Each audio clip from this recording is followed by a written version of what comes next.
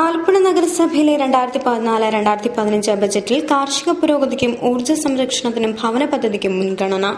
79.31 കോടി രൂപയുടെ വരവും 74.59 കോടി രൂപയുടെ ചിലവും പ്രതീക്ഷിക്കുന്ന ബജറ്റിൽ 4.25 കോടിയുടെ നീക്കിയിരിപ്പും രേഖപ്പെടുത്തിയിട്ടുണ്ട്.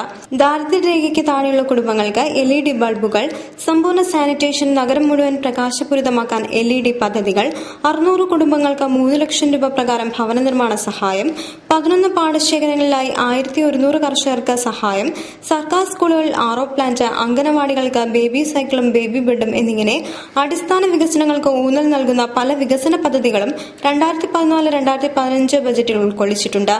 എന്നാൽ ബജറ്റ് മുൻകാലങ്ങളിലെ തനിയാവർത്തനമാണെന്ന് പറഞ്ഞ പ്രതിപക്ഷം ബജറ്റ് അവതരണ വേളയിൽ പ്ലക്കാർഡുകൾ ഉയർത്തി പ്രതിഷേധിച്ചു. പ്രതിപക്ഷ ബഹളത്തിനിടയിൽ 5 മിനിറ്റ് കൊണ്ട് നഗരസഭാ വൈസ് ചെയർമാൻ ബജറ്റ് അവതരണം നടത്തി. അതേസമയം കഴിഞ്ഞ ബജറ്റിലുണ്ടായിരുന്ന ആലപ്പുഴ പ്രൈവറ്റ് ബസ് സ്റ്റാൻഡും ഹൈമാസ് ലൈറ്റുമെല്ലാം ഇക്കുറിയും ബജറ്റിൽ ഇടം നേടി. അടിസ്ഥാന വികസനങ്ങൾക്ക് ഊന്നൽ നൽകുന്ന ബജറ്റിൽ തീരദേശ മേഖലയെ പൂർണ്ണമായും അവഗണിച്ചുവെന്ന പരാതിയും ഉയരുന്നുണ്ട്.